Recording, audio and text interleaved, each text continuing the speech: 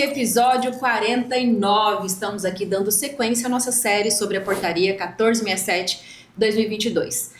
No episódio anterior, episódio 48, nós falamos sobre a manutenção do segurado do artigo 4º da portaria. E hoje damos continuidade no artigo 5º e 6º, já falando sobre os beneficiários e outras nuances envolvidas aí nesse capítulo exclusivo de definições e afins do RPPS.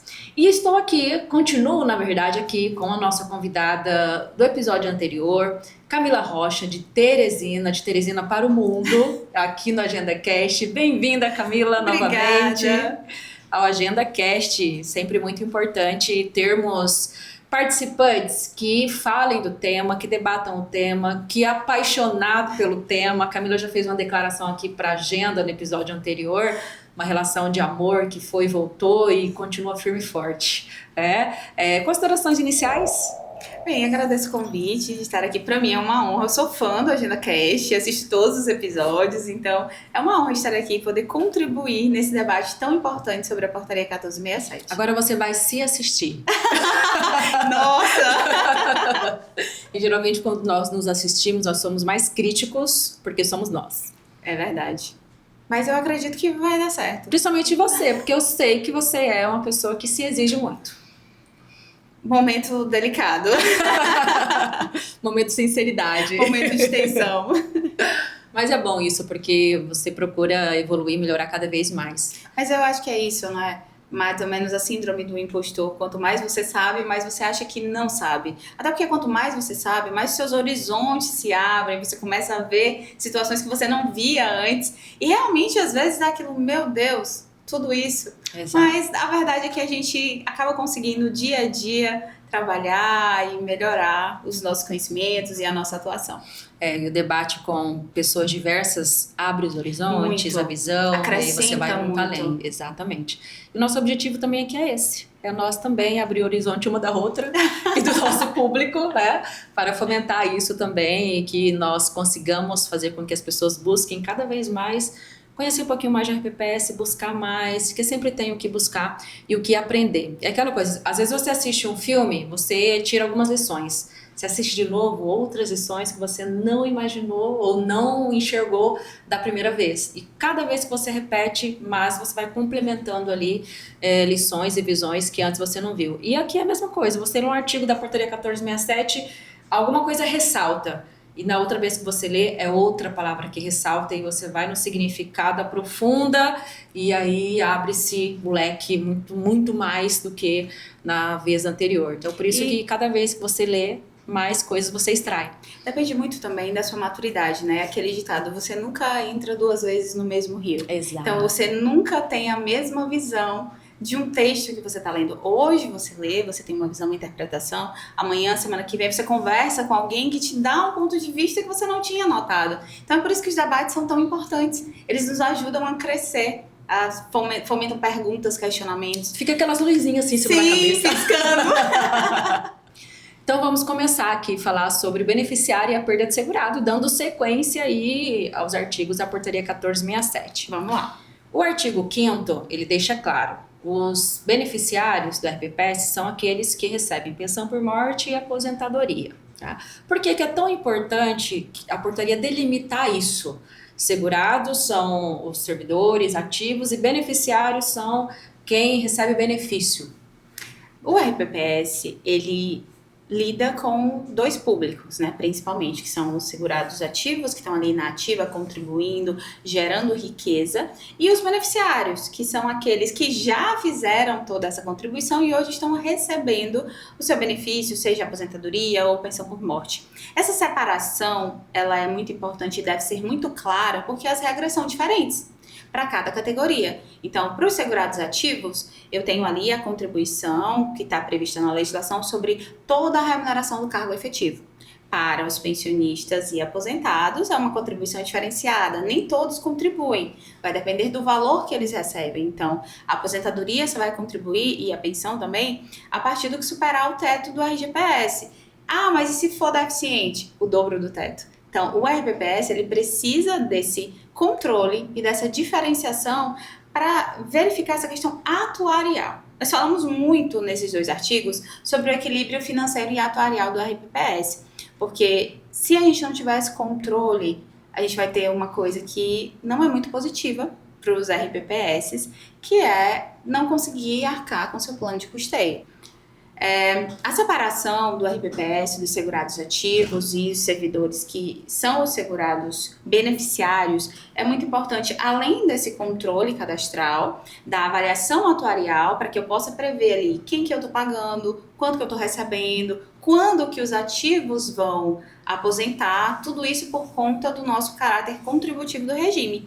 E também é muito importante prever ali os reajustes, se eu vou ter reajuste pelo valor real, se eu vou ter um reajuste pela paridade, e tudo isso muda, e por isso que os servidores beneficiários precisam estar bem limitados, delimitados no RPPS. Eu preciso olhar e saber e ter esse cálculo e esse controle. Se eu tiver uma base cadastral, por exemplo, que um segurado ele já esteja aposentado e na minha base cadastral ele está como ativo, eu vou dificultar uma fiscalização, um acúmulo de benefício. Se for uma pensão por morte, eu não vou conseguir controlar a duração dessa cota. Então, são muitos prejuízos que o RPPS pode ter se ele não faz uma delimitação clara e uma separação dessas categorias. Você citou a questão do cálculo atuarial, sendo servidor ativo ou sendo beneficiários, eles têm as provisões atuariais diferenciadas, né? Porque o servidor ativo, ele vai ter a projeção ali de mercado, a oscilação, e claro, os beneficiários, se tiverem paridade, também sofrerão as mesmas alterações. Sim. Mas, por exemplo, a tábua de mortalidade para um ativo é diferente do aposentado e pensionista. Até a idade mais avançada, questão de dependentes, que os ativos, nas condições de que ele vai deixar o benefício previdenciário, já o aposentado no que ele pode gerar pensão ou não, enfim, tem ali as diferenciações quando se é um servidor ativo e quando é um aposentado e pensionista, que aí difere entre si. E você já falou dos riscos, né, que podem acontecer, aí o RPPS ele não delimitar isso da forma que tem que ser delimitada, porque querendo ou não, são classes que diferenciam entre si dentro do RPPS. Exatamente, as regras aplicáveis a eles diferem em si. Você comentou, Camila, que é importante manter ali um cadastro atualizado, uma rotina de atualização e etc. Então, pensando nessa regularidade, pensando nessa gestão cadastral, o que é importante para o RPPS, ele manter ali no radar, manter atuando e tal, para garantir essa base cadastral, para que ela esteja bem delimitada, com servidores ativos, aposentados e pensionistas, e até mesmo por ser a base ali da projeção atuarial, né, do cálculo atuarial e do equilíbrio financeiro atuarial. O que o RPPS tem que fazer para essa manutenção aí dos dados? Eu costumo dizer que o cadastro dos segurados é ali o centro do RPPS, porque tudo vem do cadastro. O cadastro traz a data de admissão, o cadastro vai trazer os afastamentos, o cadastro vai trazer dependentes e vínculos. Então, a partir dos dados cadastrais, o RPPS vai conseguir fazer uma projeção. E o que eu preciso verificar e manter sempre atualizado? Primeiro de tudo, a prova de vida. Eu preciso saber se o meu segurado ele está vivo, se eu não estou pagando indevidamente aposentadoria, por exemplo, se eu não vou gerar uma pensão por morte, se caso ele tenha dependentes. Então, preciso verificar se ele está vivo. Segundo, eu preciso verificar se aquele benefício de aposentadoria ou pensão, ele tem ou não paridade, porque esse reajuste vai impactar no meu equilíbrio financeiro atuarial, na minha avaliação atuarial anual. Eu preciso verificar ainda quais são os dependentes e os vínculos que esses dependentes têm. Um dependente filho tem uma duração de benefício diferente de um dependente cônjuge, de um filho que é inválido. Então, tudo isso precisa ser verificado e estar corretamente informado nos sistemas de gestão do RPPS para que ele consiga fazer essa projeção de forma correta. A questão de um saneamento contínuo, né? Ele faz a prova de vida, às vezes faz um censo previdenciário, mas aí é necessário que haja um saneamento contínuo, porque eu sempre digo que os dados, eles são dinâmicos. São dinâmicos. Hoje eu posso ter feito um censo, coletado ali um banco de dados, falar, agora eu tenho um banco de dados atualizado. Mas passou 1 mês, 2 meses, 3 meses, ele vai pode ter separado. Desatualizando. Exato, ele pode ter mudado de endereço, pode casou novamente, teve filhos, enfim, são N situações que pode acontecer e o RPPS precisa acompanhar essa atualização constante da base cadastral. E como eu consigo um saneamento contínuo? depois de realizado o censo previdenciário, a prova de vida que você mencionou, é a integração com o banco de dados da prefeitura ou do governo do estado, dos outros órgãos, para que mensalmente essa atualização aconteça e o banco da RPPS fique atualizado. E consiga acompanhar as mudanças da vida do segurado, né? Se ele tem essa integração, se ele fez o censo corretamente, um processo de pensão, por exemplo, já vai ser muito mais facilitado para os dependentes que vão lá, já está comprovado no sistema, não vai ter mais problema de pagar retroativo por conta de comprovação de dependência. Facilita tanto para o segurado, para os dependentes e para a gestão. Exatamente. No episódio anterior, nós falamos da manutenção da condição de segurado. E aí, nós vamos falar agora sobre a perda. O artigo 6º traz exatamente sobre isso, a perda da condição de segurado do RPPS. Quais situações pode haver essa perda? O artigo 6º traz ali essa lista. Em quais situações elas acontecem e aí aquele segurado que era o segurado vinculado ao RPPS deixa de ser vinculado ao regime de previdência próprio. A Portaria 1467 traz para os segurados ativos as possibilidades de exoneração e demissão. Uma vez que acontece essa exoneração ou demissão do segurado, ele perde o vínculo com aquele RPPS, mas ele não perde as contribuições que já foram vertidas naquele período em que ele era vinculado. Mas o que acontece com essas contribuições? Ele pode receber de volta? Não. Ele não vai receber de volta porque não foi um pagamento indevido. É um tempo de contribuição que ele possui. E o que ele pode fazer? Ele pode pegar esse tempo e levar para outro RPPS, ele pode pegar esse tempo e levar para um RGPS, ele pode pegar esse tempo e usar no mesmo RPPS caso ele seja aprovado em outro cargo efetivo no futuro. Então, há muitas possibilidades. Há ainda a possibilidade, assim, de devolução de pagamento indevido, mas essa possibilidade ela não se restringe ao servidor que foi desligado. O servidor na atividade que eventualmente tenha feito um pagamento indevido também pode conseguir essas contribuições de volta através de um processo administrativo, com comprovação no Instituto. O que a gente precisa se atentar nessa exoneração e demissão? A certificação desse tempo. A Portaria 1467 prevê que o RPPS vai emitir uma certidão de tempo de contribuição, que é uma CTC.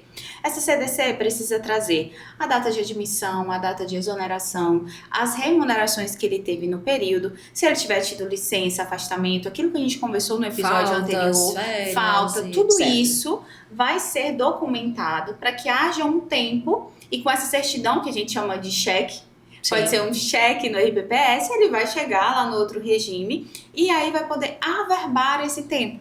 Então, finalizou o vínculo, mas as contribuições permanecem e podem ser levadas para outro regime de acordo com o desejo do servidor.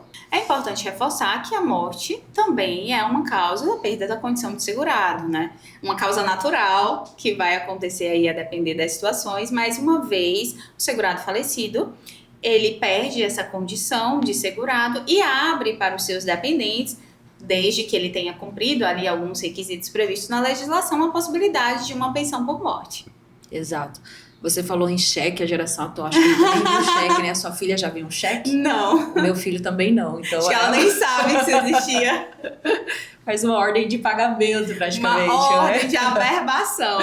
Porque você entrega ali a CTC e tá dizendo, ó, você pode buscar outro benefício e eu sou responsável por essa parte que você contribuiu aqui, eu vou ter que pagar para complementar ali. Se você trabalhou aqui 5 anos, você pode levar seus 5 anos, né? Exatamente. Mas assim, essa questão da geracional, ela é interessante, né? E às vezes a gente fala assim, e aí fala... Cara, pode ter gente que ainda não conseguiu visualizar o que é, mas é algo das falta de intimidade gerações. Mesmo. Exatamente.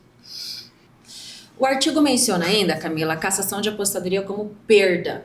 E aí são perdas que pode ser do benefício, pode ser do vínculo, depende das situações. É isso que eu quero que você coloque para nós. Em que situações isso pode acontecer? As causas, etc. E como fica a situação do servidor nessas condições. A Portaria 1467, ela prevê a cassação como uma causa da perda da condição de beneficiário, mas ela não lista quais são as causas que levam a essa cassação. Porque essa causa, ela vai estar na legislação do ente responsável. Então, a gente tem uma infinidade de opções a depender do ente que legislou. A gente tem uma fraude, a gente tem improbidade administrativa, que também leva à cassação. Tudo isso ocorreu. Ou pode ser uma falha do próprio RPPS. Pode ser uma falha do próprio RPPS. Mas tudo isso ocorre durante a atividade do servidor, durante quando ele ainda está efetivo. Então, a cassação, ela é como uma pena retroativa.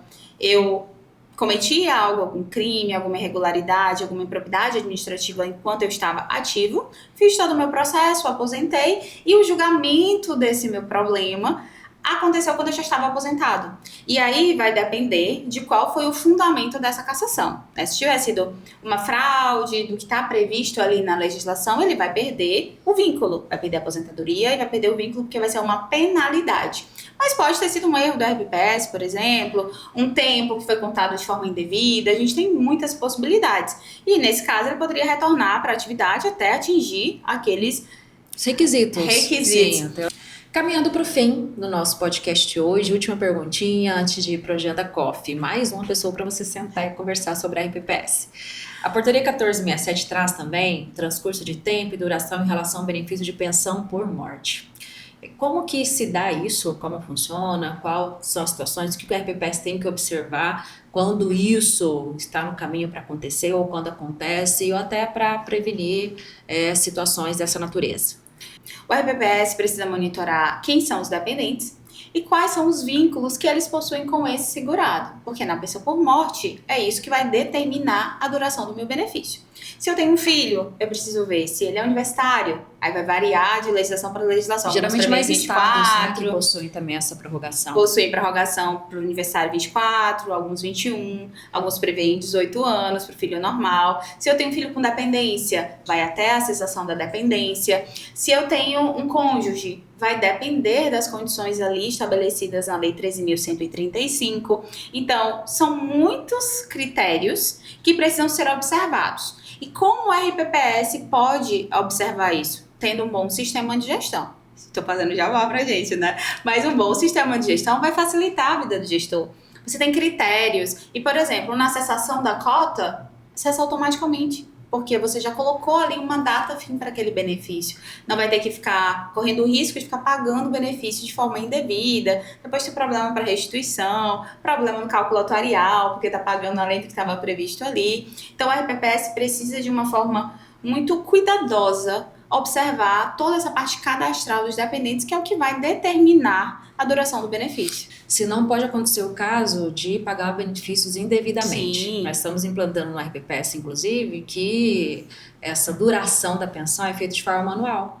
E pegar a idade, um grande risco. dependente filho, projetar ao longo do tempo, quando ele vai completar 18 anos, aí coloca a data fim lá no sistema para que haja aí a finalização naquela data. Então fica manual. E nós sabemos que tudo que é feito manualmente, a possibilidade de erro é maior do que quando já é algo programado. Aí o sistema ele já é programado para isso, para que automaticamente aconteça a finalização do benefício e agora, ok, quando é o cônjuge também já tem a tabela parametrizada no sistema para a duração continuar de acordo com o tempo de casamento, com a idade, exato, e isso fica tudo automático. Agora no RPPS que não possui isso, fazer manual, é uma trabalheira e uma dificuldade muito grande e um risco também grandioso, como nós colocamos. E vamos para o Agenda Coffee, o segundo Agenda Coffee da Camila. Quem é a pessoa dessa vez? Primeiro foi o Alex Sertão, ok.